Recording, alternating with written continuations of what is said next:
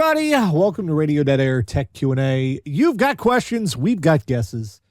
I'm Nash. I've been doing Radio Dead Air for ages and ages. In addition to that, I'm also an IT professional. With me is my producer, Mike Thierman, who's also in IT and apparently is on Dead Air Ek Q&A. Okay, I moved it down and it's got to move over. Okay. No worries. Let me see if... I don't think I can move it live. I don't know why you're putting it on your screen, too, because it's already up here. I don't know. I felt like doing right it. There. It's like right there on this. I'm playing with stuff. I'm learning OBS, man. and DaVinci Resolve at the same time, so... All right. We're taking your tech questions always. If you'd like to ask, say things, send it to request@radiodeadair.com. We'll try and help you out with it. In addition to that, we also have, the news this week. What the? All right. It occurred to me before we went live tonight. I was thinking about this on and off and on and off with all this crap. Do you remember Mad Max Beyond Thunderdome? Mad Max. Okay, was that the one with Tina Turner? Yes, then I remember it. I remember it mostly because of Tina Turner. I'm not going to lie. Do you remember Master Blaster? Yep. Little guy with the big guy we rode around and yeah. Do you remember when he would turn on an embargo? Yes. And then he would do the Who Runs Bartertown and sheet and Who Run Bartertown. Tina Turner would have to say that Master Blaster ran Bartertown instead of whatever her character's name was. Auntie Entity. No, it was. Oh my good God. That is the policy. That is the financial policy of the United States right now. The financial policy of the United States is Who Run Bartertown? It's essentially Donald Trump hops on a microphone and screams tariffs and waits for people to call him and say he is a big boy and he is super special and his penis is very large. And embargo lifted. Well, I mean that last bit certainly didn't come out in his health tests. They mentioned that his cholesterol was...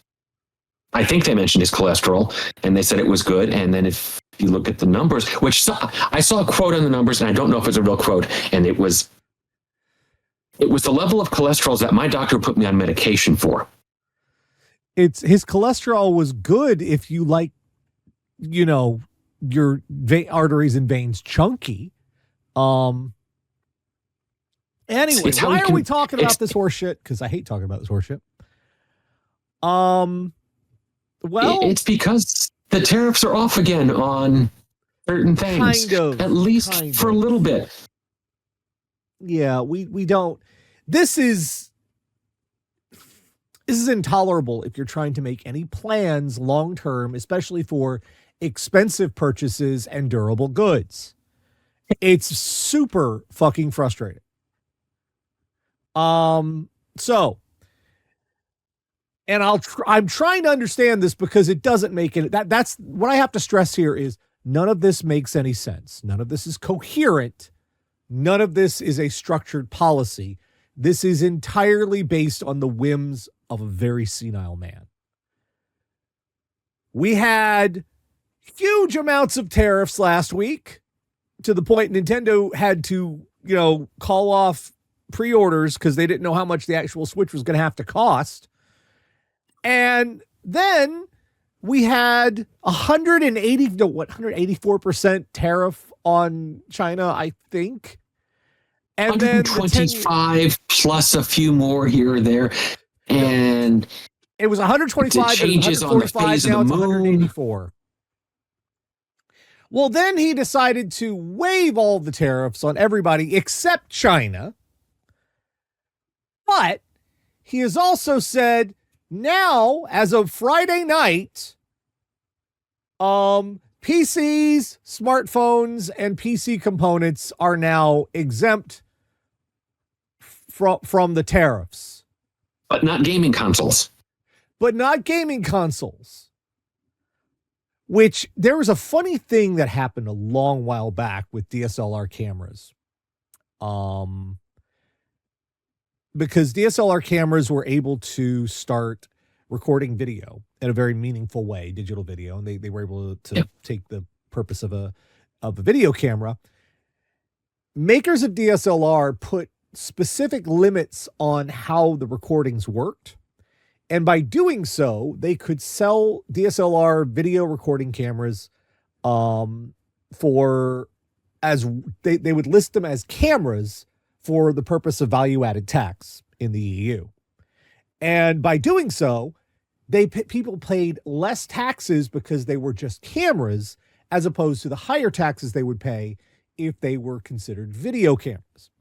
So what? Because a video camera, I'm going to guess here, is because a video camera is considered more of a luxury good than a camera is, even a high-end camera. Yeah. But what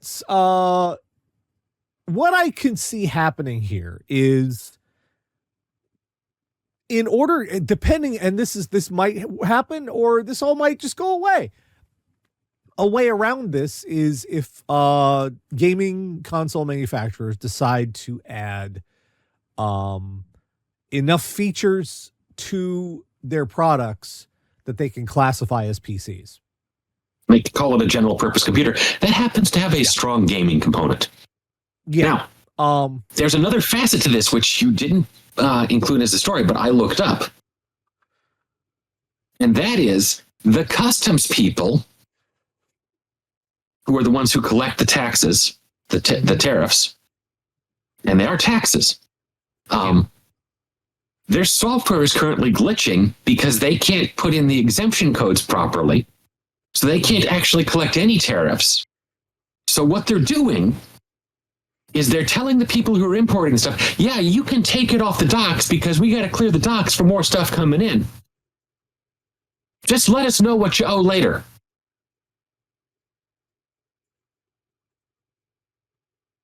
We'll trust you. So, essentially, chaos. Utter flippin' chaos. Dogs and cats living together. Yeah.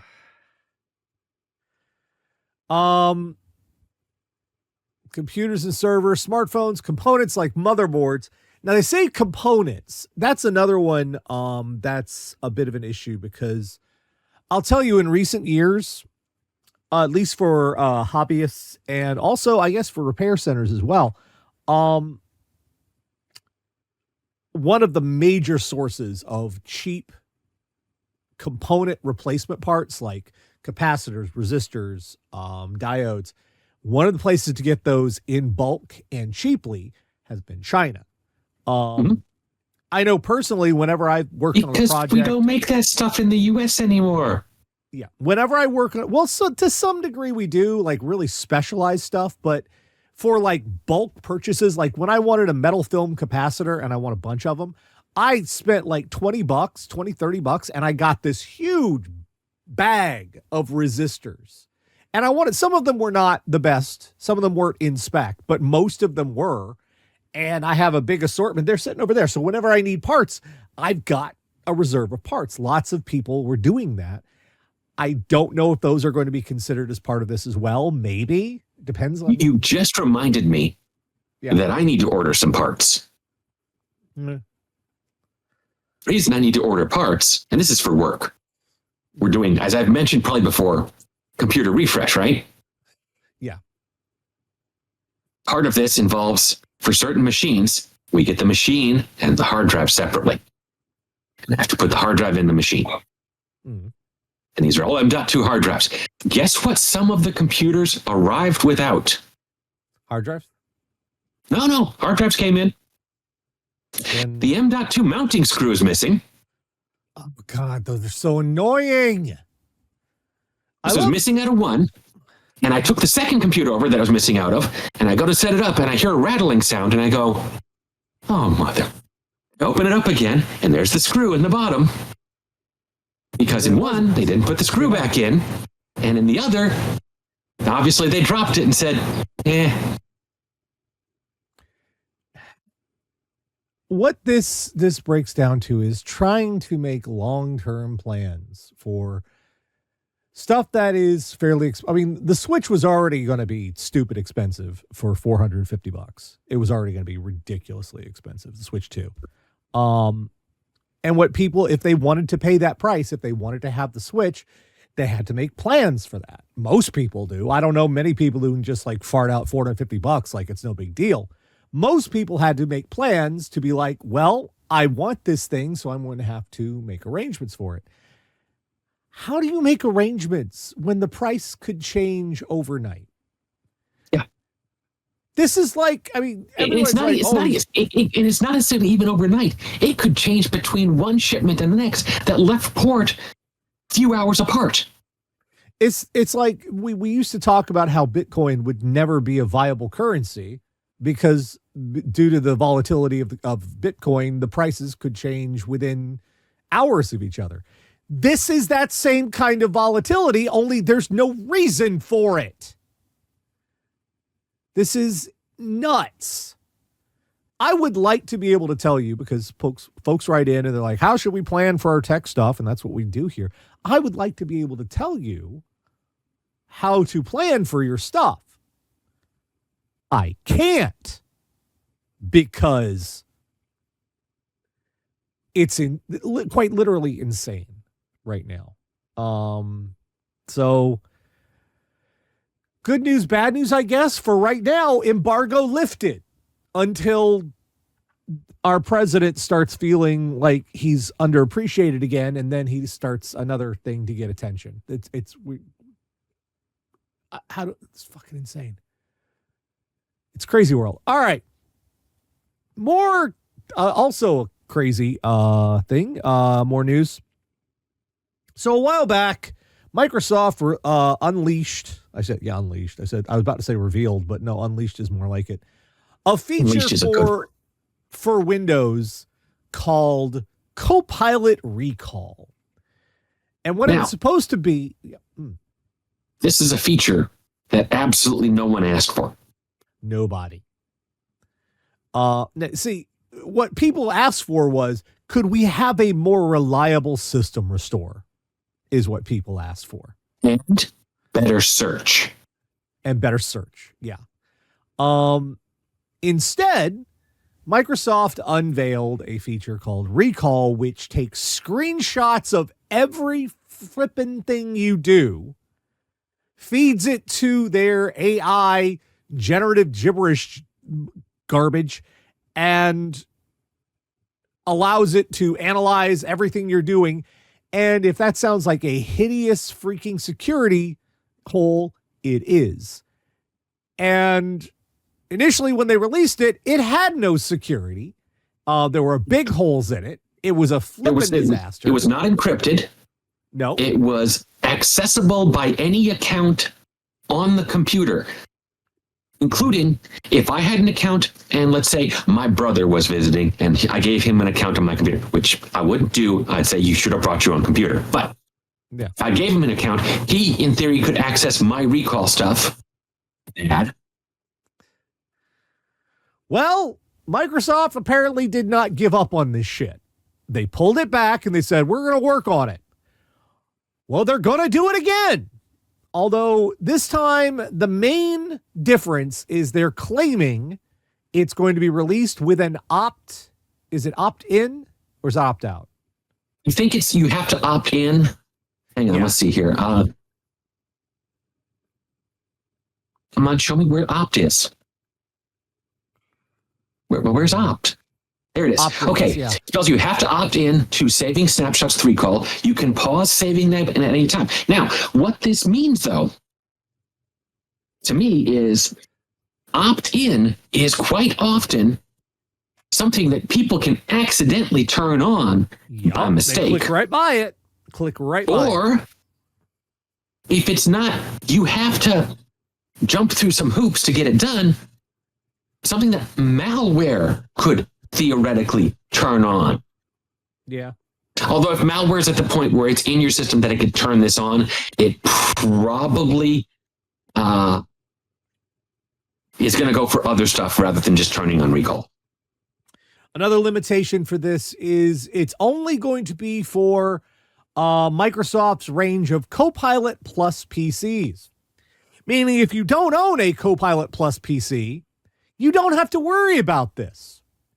So essentially what they're saying is, don't buy a Copilot Plus PC. That's my takeaway. It's like an anti-feature. It's like, we have this feature, no one wants it, don't buy a computer, it won't be enabled. Fucking hell. The other issue that people have pointed out why this is a problem is, while you may be able to shut it off and opt out and not, or it's off by default and you don't have to worry about it, ostensibly, it's still part of your computer.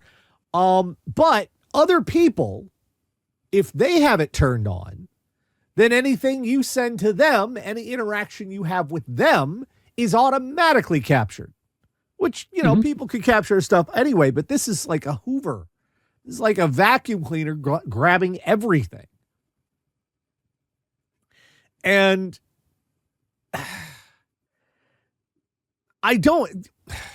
the idea that this is going to help sell the Copilot PCs, like anyone who is honest about trying to sell you electronics or something would warn you not to buy a Copilot Plus PC, simply because all of the gibberish, all of the AI that's included in it is literally detrimental to using the computer at this point. Yeah. I would never want, why would, like, who would want someone watching every single thing you do on the computer? And I'm not even talking about naked stuff. I'm just talking about sometimes you want to just search a bunch of gibberish. Why would you want to save all that? Why would you want to save like 3 hours on memory alpha? I wouldn't want it to save the fact that I can't spell when I'm doing a search on something. Not literally. I mean, I literally, I don't know what it is. I've been typoing a lot more lately, and some of them are kind of a little embarrassing as to what I cannot spell apparently anymore. Well, there's also, that said, I am a person who looked at a screen one day at the word "the" for a good 5-10 minutes, going, that doesn't look right. The word "the," that's just wrong. And in addition to this, there's also how much storage space this is going to eat up, and and how much it phones home, and how much access Microsoft is going to have to this data. So I guarantee you, every government computer is going to turn this off by default. It's going to be turned off and turned off hard. Or they're simply not going to buy Copilot Plus PCs, which might be a way around it as well, depending on how long it's going to be until, Copilot Plus is a standard thing. Hopefully, or they give up on it because no one wants it. Yeah. Like they're going to find out people see that Copilot Plus on there, and it's like the opposite of the Intel Inside, We've reached the era of anti-advertising, where if you put something on there, people won't buy it. Even though they're so proud of it. They're like, look, we pooped in a box. Don't you want to buy the poop? This is not new, Nash. I mean, this has been going on for a few months. There's certain symbols you put on a package, and no one wants to buy it. I mean, the most obvious one that comes to mind is Tesla. Yeah. Finally, for this week, this is sort of a general science thing, but this sort of speaks to what's happening in science and research. And the big problem we have right now is hype. When someone comes up with a new research development discovery, their first response is not to carefully present their findings, it's to hype what they're working on in such a way that it's actually disingenuous, counterproductive, and calls the entire thing into question. But this is how you get investment. it's essentially you lie and investors will give you money and eventually you hope to make something useful, which is the entire basis of AI right now. Well, this is also creeping up into regular science, which is concerning. You may have seen reports this week that, or in the past week, that scientists had recreated the dire wolf, which the dire wolf is not just a D&D thing. There was an actual or a animal. Game of Thrones thing. Right. There was an actual animal in, I believe it was North America. That was in the Americas. It was a dire wolf. Kind of slightly related to modern wolves, but not terribly close. And this big headlines bursted out everywhere. This company, Colossal Biosciences, which is already problematic, released, they said they had bred 3 new direwolf puppies to de-extinct the species. Except, and they're Romulus, Remus, and Khaleesi. Mm-hmm. However, unfortunately, these are not dire wolves because dire wolves are not regular wolves. They're very distant relations. They are canines, and that's about it. We don't have a sample of their DNA. We don't have a conclusive ability to get one. What they did was they just modified some gray wolves with presumably CRISPR and some other techniques. Yeah, with CRISPR and a few other things. And they basically said, we've made these modifications to make them look more like what the fossils of dire wolves look like, sort of. And we kind of got that because while it is a science, genetics is sometimes weird. You go, we're going to add this gene to this, and it's going to produce this other thing. And it turns out, no, it didn't. It went in a different direction. Did you ever see How the Grinch Stole Christmas? The cartoon or the live action? The cartoon. Of course. I grew up with that. Remember the Grinch is dressing up, pretending to be Santa and all that? Remember when he takes his dog and like staples freaking or like tapes antlers to his head and tries to make him into a reindeer? That's what they did here. It's the same thing. They essentially just taped stuff to, they taped antlers to a Dachshund and called it a reindeer. I was about to say, she said they taped antlers to a dachshund and called it a dire wolf. No, you're not even wrong there. Oh, I'm sorry. Kirthos says he tied antlers on with string. You actually Dr. Seuss, bro. Come on now. That's my brother, and I guarantee you he's watched that cartoon recently. But yeah, this is bad science. This is terrible science to claim your results are one thing when they are not. This is Theranos level shit. And this is the problem with modern research and the incentivization of modern, or at least in America. This is the problem with this, because scientists go and look for commercialization opportunities for their work before they look for results. And the practical applications, they're looking for ways to attract investment. This results in stupid stuff, bad science, failures. It makes all science look bad. And makes politicians say stupid things, like one of the interior guys saying, hey, if they can de-extinct this, we can just start taking animals off the endangered species list because we can bring them back whenever we want. No, dumbass. No, that's not how this works. This is, frankly, this whole affair has been appalling to me. One of the examples that I saw that I thought was really good. We have a species in this country that was killed off just last century, that there are plenty of genetic samples of still, that they could go, hey, if we want to try to de-extinct something, we can try this. It's the passenger pigeon. But one of the things that came was the passenger pigeon had these certain behaviors.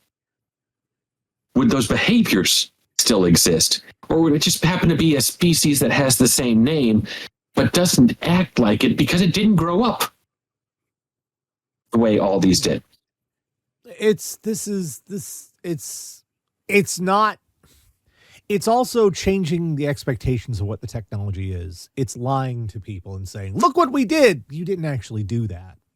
You did something else, but said you did another thing. This is not cloning animals. There's not, these aren't even clones. These are new animals that you fucked with and called something else. And yeah, this is a bad omen, I'd say. One of many bad omens for tech research in the U.S. This is particularly a U.S. problem, though I'm sure this is a global issue as well, because what happens here spreads out and infects the rest of the world. Yep. What I would implore you, and you're not going to because bless your heart, you are what you are, but what I would implore you all to do is to be incredibly critical about this sort of reporting, about this sensational report. When you read a headline about what sounds to be miraculous, do not take it as read. Do not take it for granted. Do not pretend, do not go, oh, wow, they did that. They lie. And I know it's anathema to how science works to go, what? Scientists would lie? Why would they do that? They lie. There is a profit motive. There is the incentivization for our current research is all upside down. And this is bad for many reasons, especially in the long run. This is essentially make-believe that we're pretending is science. And this is how you ruin the reputation for scientific research with the broader public, is you keep fucking with them. Like AI has not broken through because the public understands this is not AI. It's not turning a profit because most people understand this is a toy that's unreliable and not. I think unreliable is overstating things slightly. Yeah, but that's why it's not, people are not considering this, the revolution and the next big thing. They know full well because they've engaged with this stuff. They know what it is. You are ruining the relationship between the public and science. And this is how you make everything worse and you make people stupider. And this is how you just make things fall apart. So go fuck yourself. Just to check you all, there were no dire wolves were not brought back from extinction. They were not. What they did was we mutated some gray wolves. That's what they actually did. Congratulations, you made designer custom gray wolves, and we don't know what the long-term side effects of what you've done to them has been. So kudos for that. I hope they're okay. Ugh. Anyway, all right. That's the news for this week. Now let's get to some questions, stuff we can actually help people with, I hope. Okay, before we get to the actual questions. So remember the thing with Tara on the other show where she'd make a thumbs up and it'd do a little bubble? Yeah. So that is a Mac OS setting. And the only reason I'm bringing this up is because in case we have other Mac people out there, an interesting, and by interesting, I mean annoying as hell, facet of it is there is not a global off for it in the Mac programs. If you have multiple camera apps, you have to turn it off in each app. And that's very invasive, too, I have to say. That's ridiculous. And the other thing I wanted to bring up, this is a real quick one. Last Tuesday was Patch Tuesday, and there was a fantastic bug that Microsoft put out in that Patch Tuesday. If you are still using Office 2016, which a lot of people are. A lot of people are. Why would you change it? And you're in Outlook, and you click on the calendar button to switch to the calendar view, Outlook crashes. You can turn this off It's crash. You can actually turn the crashing off by going to Options, Calendar, scroll all the way to the bottom of the calendar options, and uncheck Show Weather on Calendar. If you're having this crash in Word, you can turn it off in most cases in Word, because it happens when you click Enable Features, by going into your add-ons and turning off PDF Maker. All right, let's get to our questions. Hello, Nash and Mike and Floofs. Can you explain what exactly the benefit of a mechanical keyboard, and they put mechanical in quotes here. I'm not even sure I understand what exactly makes them mechanical in the first place. They last longer or work better somehow. Thanks, Lucas R. And that's also fun thing, just side note about the keyboard that I got. We discovered something when I went to work on it this week. I bought, if you're not following along with this saga, there was a keyboard listed as broken for parts or not working on eBay, and I managed to snipe it for a ridiculously low price considering it's a $200 keyboard. I got it for $30. I'm like, well, I can fix that because the problem is the left shift key wasn't working, and I'm like, that's simple to fix. What if I take was it just the left shift key, or was there more wrong with it? Yeah, well, we'll get to that. I'm like, well, I can turn this into a project, and I can do, I can put new switches on it. I can customize it how I want. I'll do it on screen.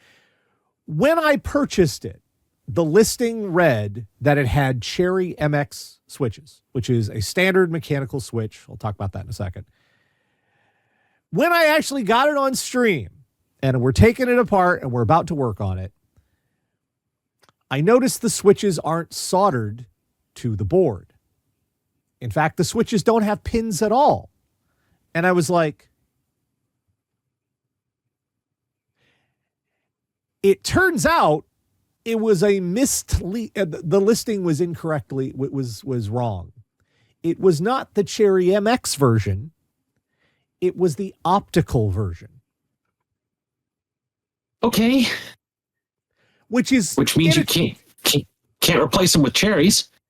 No. It's kind of better and kind of worse.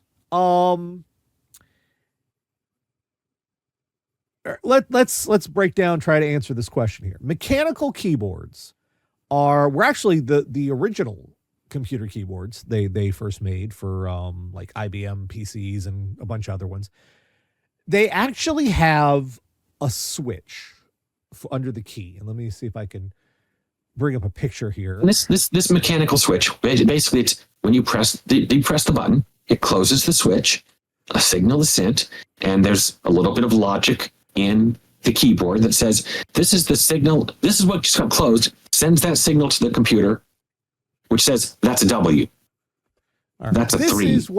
This is what the switch looks like. This is the inside, and there are different kinds, but generally this is what the inside of the switch looks like. There's a little plastic stem that's mounted on top of a spring. The switch itself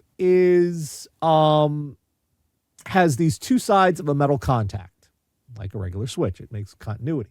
When you push the button down, it breaks that contact so that momentarily the electrical signal gets broken. That tells the computer the key has been pushed by breaking that momentarily. This was how they originally made them, and that's where you get all the clicky ones from back in the day, the click, click, click, click keyboards. That's where those came from. As time went on, we switched to something called membrane keyboards, and we did it, of course, for the most obvious reason. Shit was cheaper. And for some manufacturers, it meant where they were going for specific design choices, everything was thinner, so you could have a thinner and thinner and thinner laptop. Yeah. And this is a look at what a membrane keyboard looks like. It's actually kind of rubbery. It's a rubber membrane, and I believe there's graphite underneath it that you push down, and the graphite comes together, and instead of breaking the circuit to make the key press, you engage the circuit to record the key press. And it works, but for one thing, it tends to feel kind of spongy because, well, it's rubber. And for another, you can't fix this. When a membrane keyboard fails, it's done. You basically replace the entire keyboard. And there's also another physical thing, and I'm hoping I'm going to get this right, that for a number of people, the physical mechanical keyboard stresses out their hands less than a membrane or chiclet keyboard. And, it's for people who are having arthritis or whatever, it's the greater movement is actually better for them. I hope I got that right. Well, the membrane, the tension of the membrane is dependent entirely on how the membrane was made. So the amount of force you need to push the key down is, dependent on the membrane. So, but it's also not that much, regardless. People decided they like these better, or at least some people don't care. Some people straight up do not care, but quite a number of people decided they like mechanical keyboards and switches better. Mainly mainly because you can customize them highly. Some people want that clicky classic IBM. You can hear the key and you feel the key and you push. Some people want that. Some people don't want the clicky, but they want the feel, that bump, that when you push the button, you feel like you've pushed the button. Some people don't want the click or the bump. They just want a straight up and down pushing of the key. Some people want the key to actuate faster. Some people want the key to actuate slower. You can adjust the spring tension. You can change how the stem works because the stem's where the bump is located. And that's where you get all of these different kind of switches. Cherry is the company that people mostly think of, Cherry MX switches, when they think of this. But there are other companies that make them too. And the colors of the stems dictate the type of key presses and how the switches react. Now, the problem we had, these are switches. These are electrical switches. You have to either solder them into the motherboard, and they're permanent or semi-permanent because you can desolder them.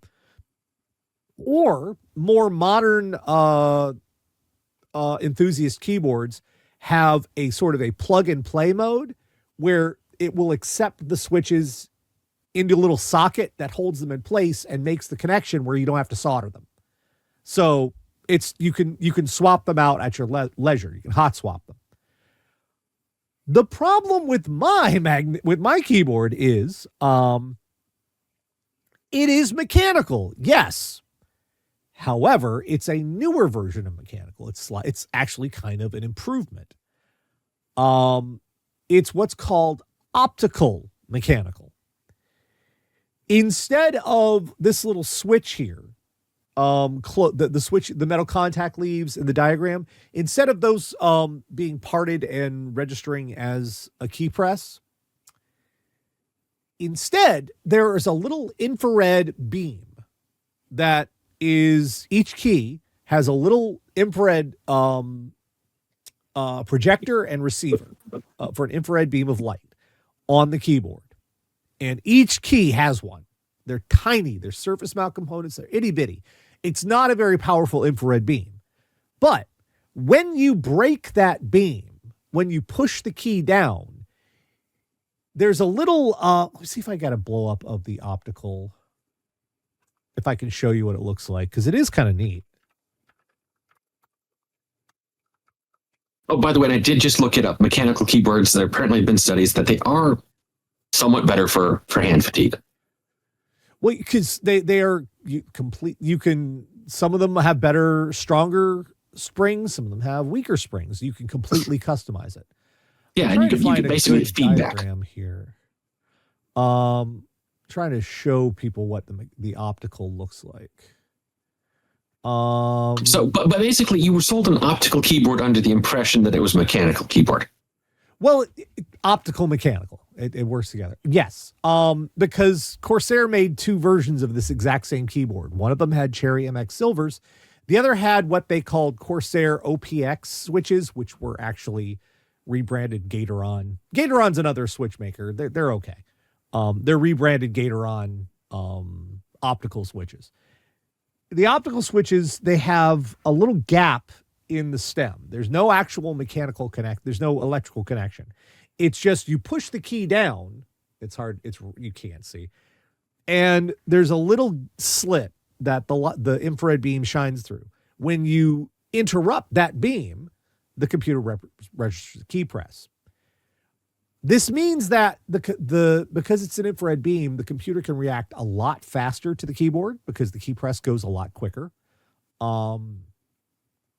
It's easier to swap out switches because you can just pop them in and out. There's nothing soldered to the board. And you can customize them. The polling speed's better, and it's less fatigue on the system overall. Yeah.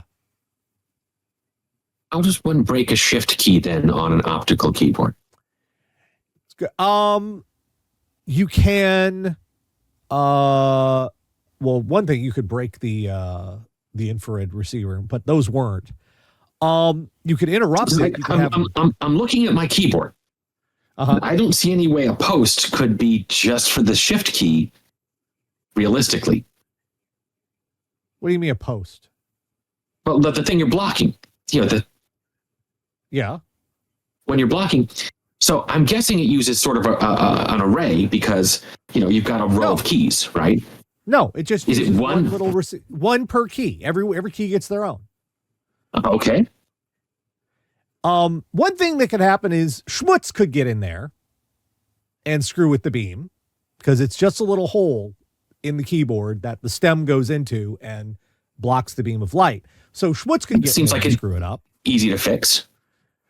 Or it can be a software glitch. One of the things that you can do, this keyboard has a brain to it. It's got its own memory and stuff. If you unplug the keyboard, hold down the escape key and plug it back in, you reset the keyboard back to factory stock. I did that, and the shift key started behaving itself again. So you still got a $200 keyboard for $30. Yeah, it's got a little blemish on it. I call it a B stock. It's got a little blemish on the acrylic at the top. Oh no, you might be able to resell it for only $100 now that you fix it. Yeah. So the problem, however, was I had the switches I had bought for it that I was going to do the soldering on stream for weren't going to work because those were for a board to solder in. So what I had to do was I had to get some other Gatoron switches because there are different kinds. I wanted some that were more tactile, and I ordered some, and I've been in the process of putting a goofy little issue. This, you might be able to see this. I don't know what it is about this keyboard, but the ones that come straight from Gatoron, the company that makes them, and Corsair just rebranded them. They're identical, plastic down to the bits. The ones that came from Gatoron were black. The bases of them are black. The ones that came with the keyboard, the bases were white. And for some reason, how this thing is built, if you use the black bases on the switches, it won't properly register the key presses. Something about the infrared does not like these little black bases. But if you swap them with the white ones, they work just fine. And because they are Gatorons, all you have to do is you have to open up. There's this little very simple tool. This is called a switch opener. You just push the switch into it and it pops it open.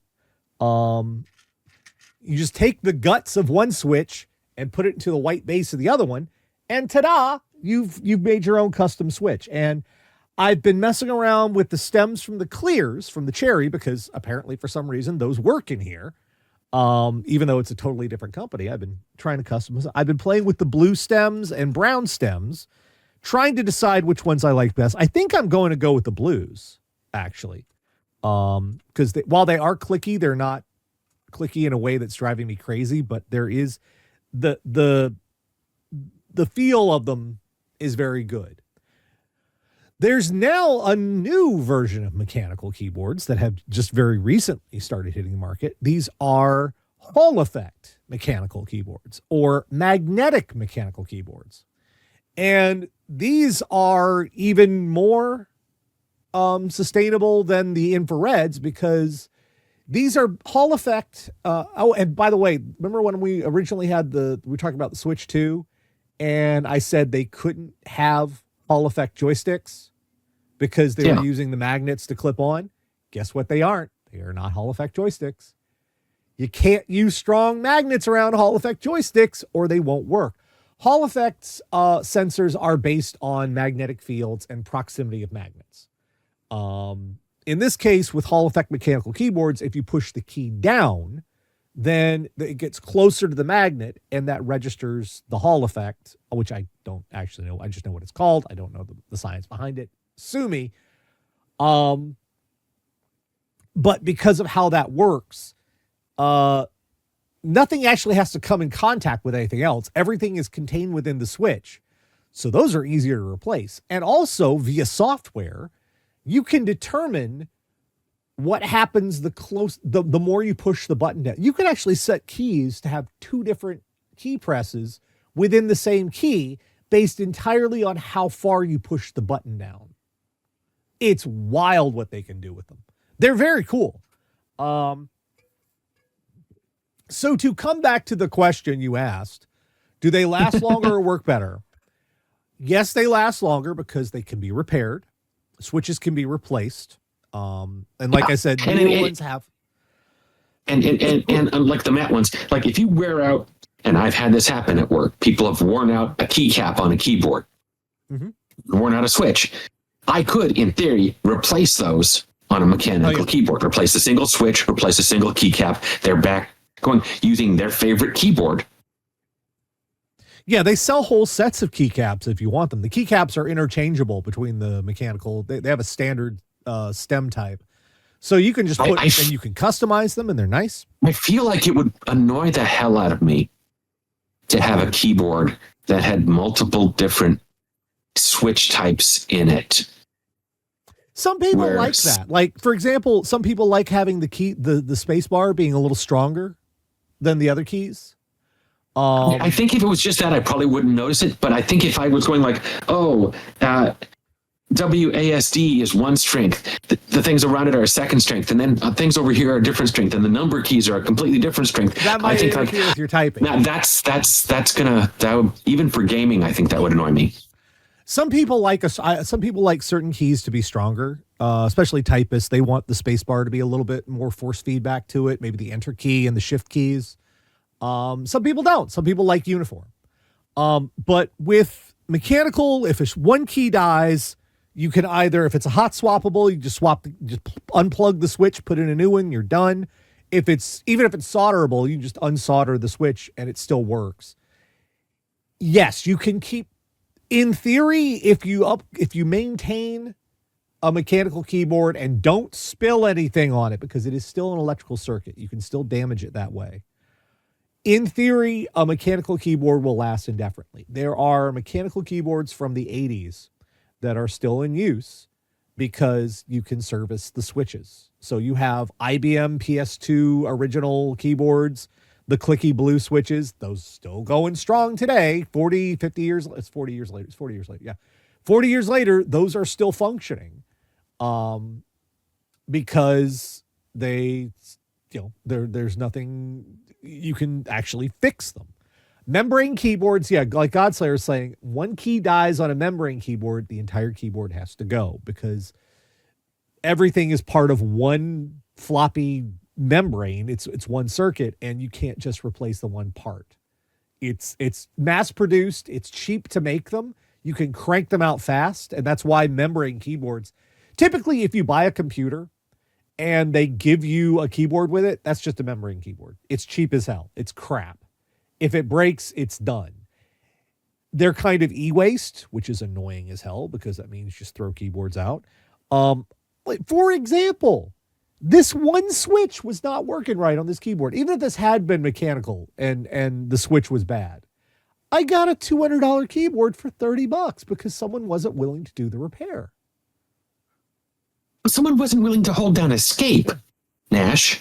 They didn't do a Google search. Keep in mind, this wasn't the original owner of the keyboard. This was like one of those big bulk. I sell bunches of stuff on eBay. Okay, fair enough. I just make sure it's and that is something you run into with technology occasionally. You know, people go, "Oh, well, I could spend the time to troubleshoot what's wrong with this, or I could just decide we're just going to re-image the computer and see if that solves the problem." In that vein, I have someone at work. The NetOps people saying, "No, just re-image the computer." I'm like, she doesn't have calculator. I'm not re-imaging the computer because she doesn't have calculator. Get in here with admin rights and PowerShell, and you can put calculator back. There's also gamers like a specific type of switch. For example, speed switches. These are made. There's clicky, which are tactile and audible. The blues typically, blues and greens for cherry. Those are clicky switches. There's tactile, where you can feel the bump when you push it down, but there's no audible noise. Then there's linear. There's no bump on them. They are just, you push the button and it happens. There's the black ones, which are the strongest and they take a lot of force to push down. Then you have the red ones, which are intermediate, and you have the silver ones, which if you hit the key, bang, it is made to have very little resistance. So you push the key and you get a reaction to it. They're infinitely customizable.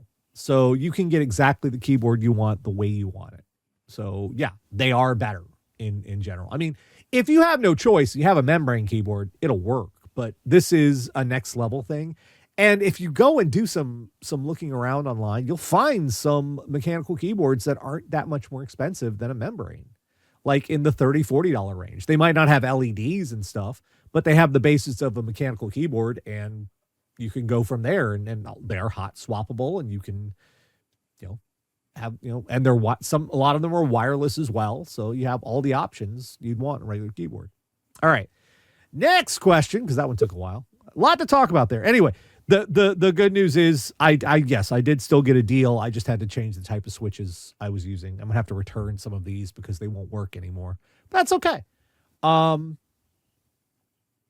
next question is from Eric010110. I didn't look up what that actually is in binary. Hi, Nash and Mike. I finally have enough money together to start working on my new PC. I know I picked the absolute worst time for it, but I wasn't able to start before now. Fuck me, I guess. Ha ha ha ha ha. Well, guess what? The tariffs are off. So now, congratulations, you win. I guess. For this week anyway. Now that I'm starting on it, I'm trying to decide between getting a regular Ryzen 9700X or a 9800 X3D, and I wanted your opinion.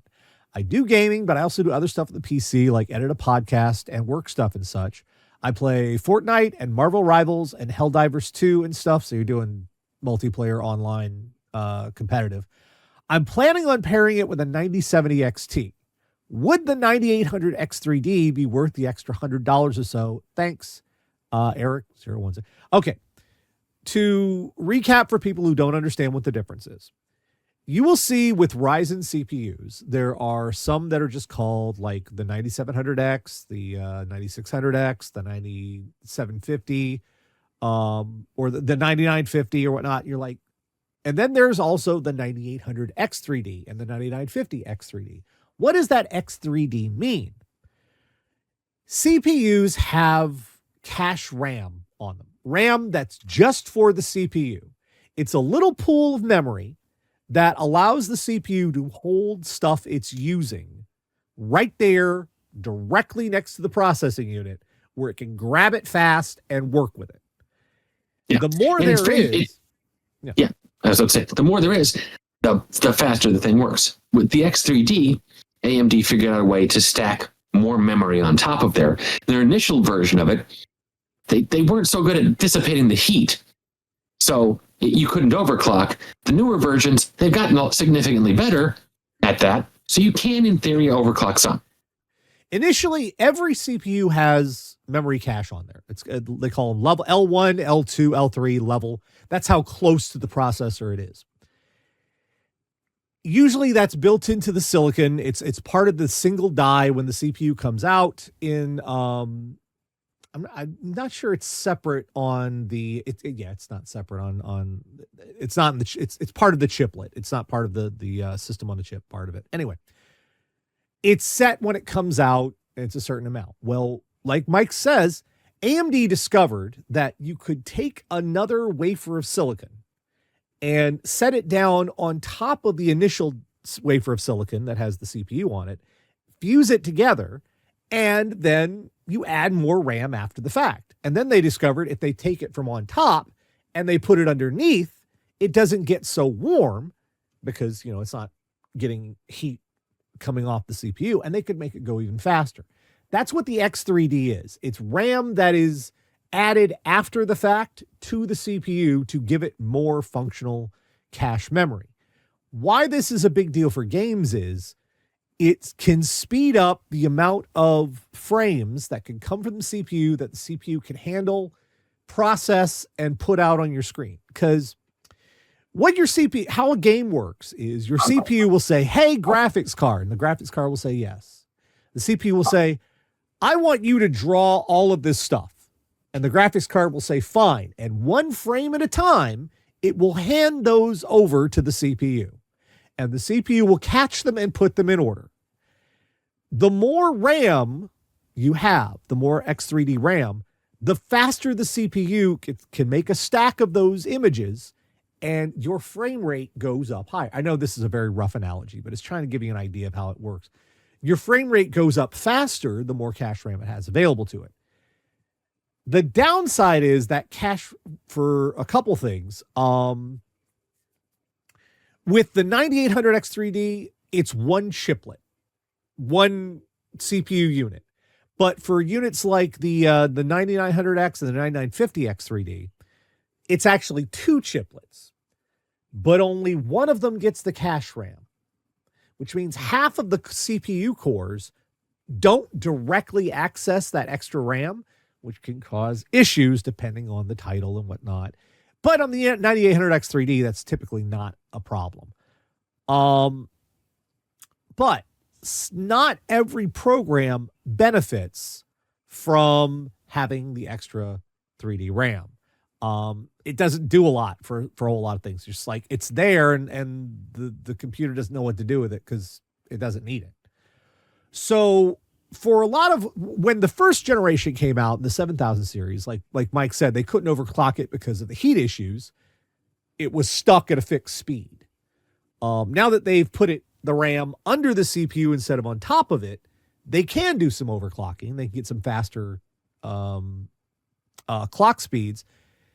This kind of means the X3D is more of a jack of all trades. It can do more. It can do work stuff and game stuff in a way that the previous generation couldn't. Now, that said, you're getting a 9070 XT. That's a mid-range GPU. Whether your system will benefit from the X3D RAM also depends on if it is what's called CPU limited or GPU limited. If a program is GPU limited, that means the GPU is maxed out, and that's what's holding you back from getting a faster frame rate.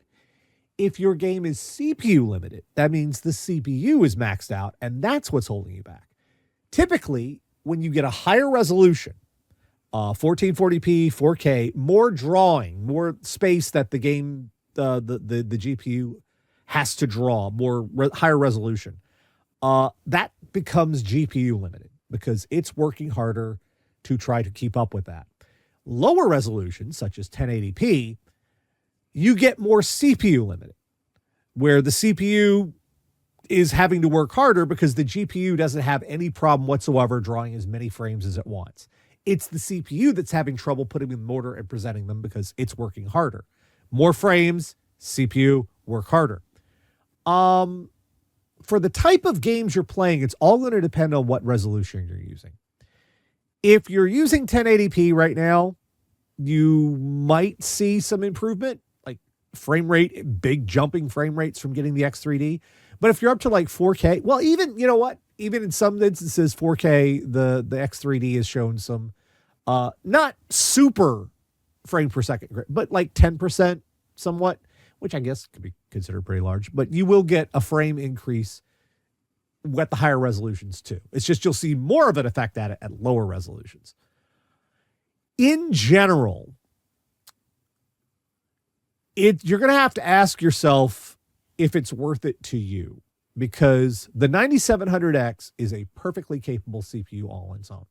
Works really well. It's got its own, the built-in, I forget what they call the precision boost. Yeah, the precision boost on Ryzen. It's already got that on it, so it's already doing some overclocking of its own. You're going to have to decide, because the difference, it's not like $100 extra. I think the difference in price between the two is something closer to $150 right now. And that's without the tariffs. It's like the X3D, the 9800 X3D is in huge demand. You have to decide if that 10% frame rate increase is a big deal. On the one hand, it's easier to replace the CPU. It's easier to replace the CPU later on, especially with Ryzen. On the other hand, that's something you'd have to replace the entire CPU to get the X3D benefit later. If you care about the X3D benefit, you should probably get it now. There's going to be new ones, but that's a year away or more, and you can upgrade later. For the type of games you're talking about, you probably will see some benefit to the X3D in frame rate wise with the 9070 XT. You'll have to decide if 10% improvement, 10 to 15% at higher resolutions, lower resolutions, much more, but you have to determine if that percentage of difference is worth it to you. Because it's like $150 to get extra performance, but mainly that performance is just for games. You're not going to see that big performance boost in anything else. It's just going to be a big boost for games. Everything else is going to work about the same between the two. Would video rendering work any better? Maybe a little faster on the render? Okay. Not really. The X3D hasn't shown to be, at least to my knowledge, I've been following the reviews and stuff. The X3D doesn't really benefit like Blender or Resolve or anything. So that stuff tends to rely more on the GPU anyway. It's less the CPU these days. Some on the CPU, but less. Also, just a slight mention. Now, they mentioned the 9070. This is a cool thing people have found out. You can take the 9070 XT BIOS, which has a higher power target. It's like a 320 watt, potentially high. And you can take the XT BIOS and put it on the regular 9070.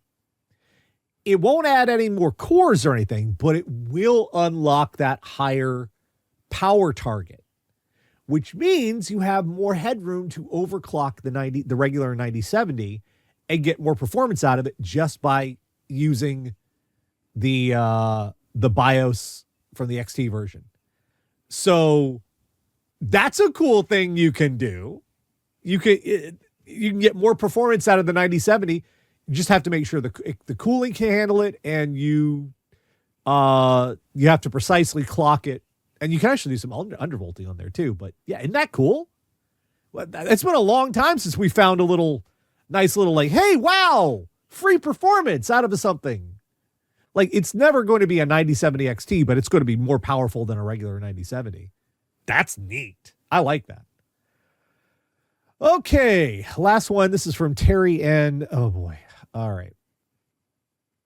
Hi, Nash and Mike and Grady and Charlie and Lumi and Hamlet and Calvin and Hobbs and Susie and Chessie and Claudius and Garfield and Charlie's brother. Did you get them all?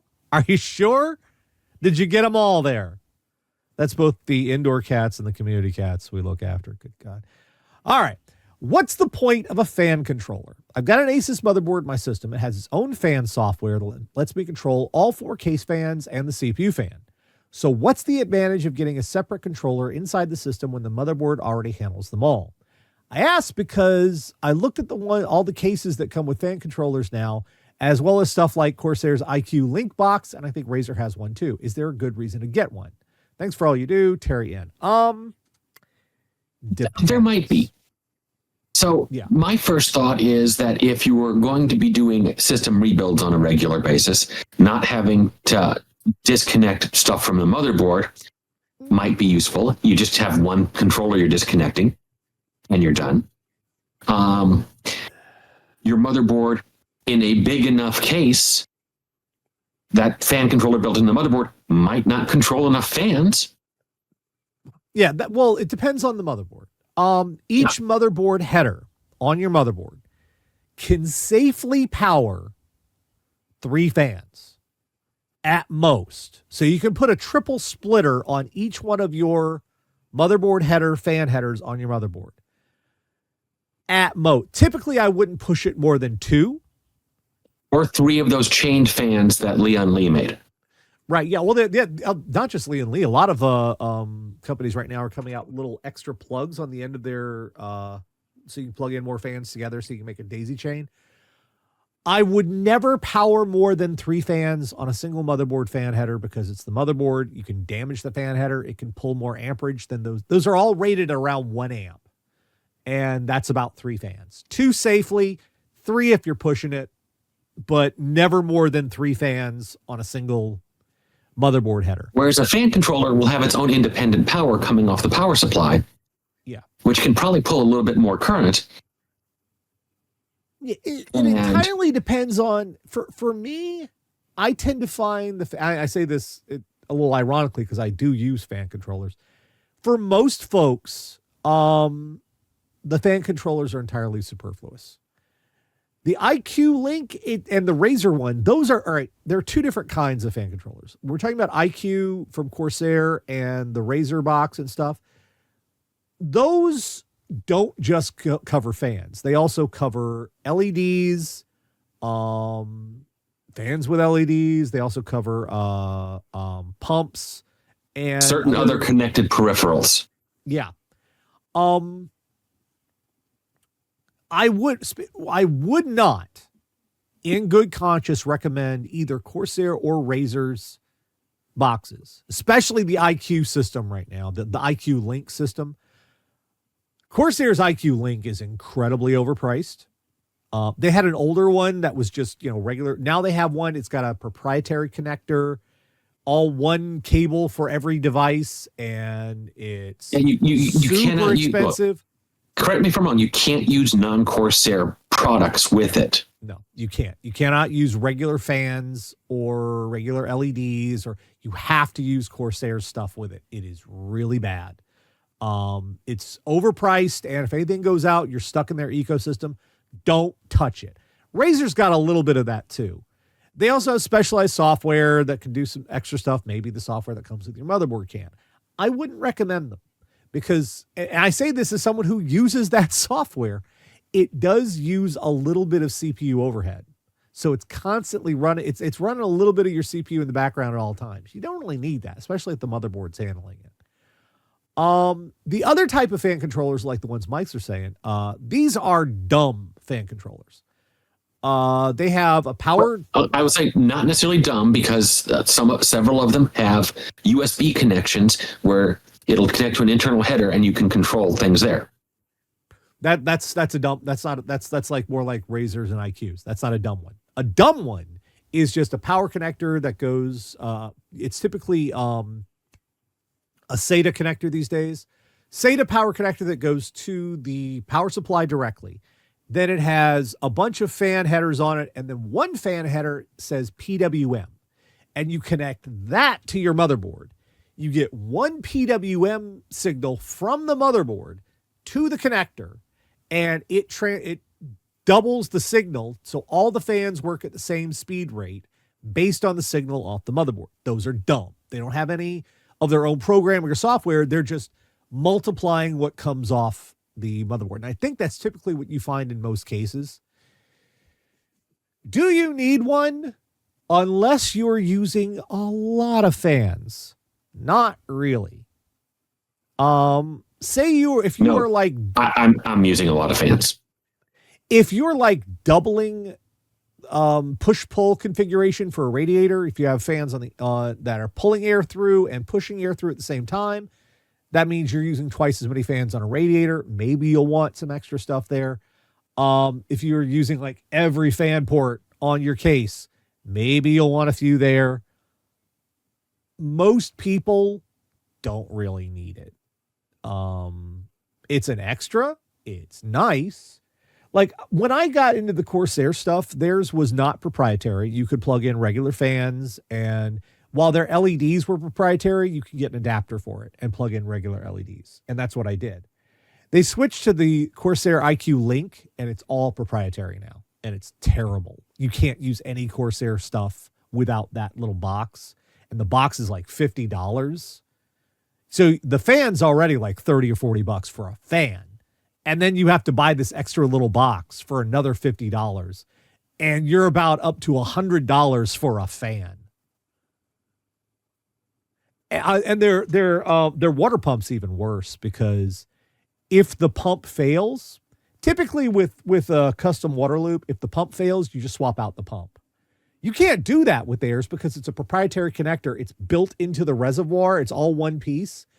If that fails, $200 as opposed to maybe $50, $60 for a new pump, depending on where you get it. $200, the entire pump and reservoir. You have to replace that. It's so bad. It is the worst idea. So proprietary, so bad. I wouldn't touch it with a 10-foot pole. Don't touch proprietary fan connectors if you can ever help it.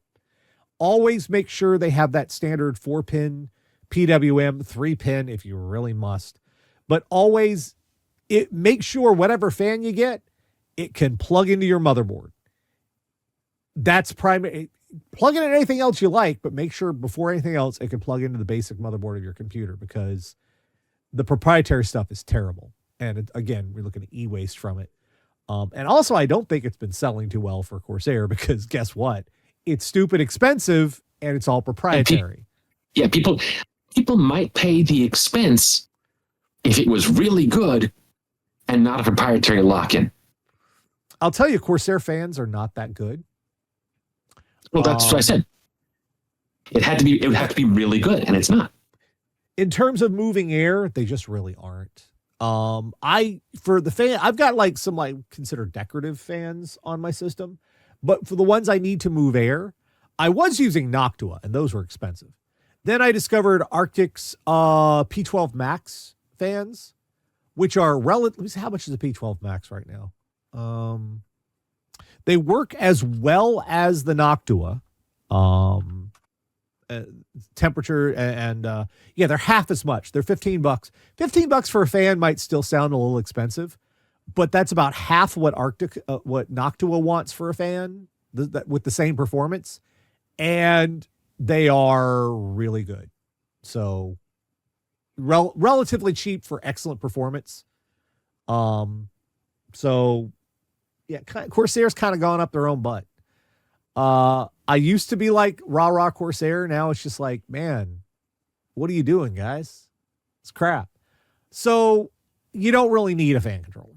There's no real driving need for it unless you've got a really the setup you're talking about. 4 fans and a CPU fan. Most motherboards can handle that. The only motherboards I haven't seen that can handle that are really budget motherboards. For example, the super budget A6 or A520 motherboard I put in my media server. That's not for gaming. That's not for overclocking. That's just for running a Ryzen 5 Sarah's old Ryzen 5 3600. We turned that into a media server. It's an A520 motherboard. It's bare bones as hell. It's got 2 fan connectors, one for the CPU and one for a case fan. I put a 3-way splitter on it and I was done. Ta-da, the end. Fair enough. But yeah, the low end ones typically don't have enough fan connectors. But if you're the kind of stuff you're talking about, if you're like a proper gaming system or even a modern desktop, you don't really need them. If you do absolutely must look at getting one, get one of the dumb boxes. Get one of the dumb ones that take a PWM signal from the motherboard itself and double it. That way, yeah, you can draw your power externally, but you can still use the same software that controls the motherboard fans to control the other fans too, because it's just doubling that signal that comes off the motherboard.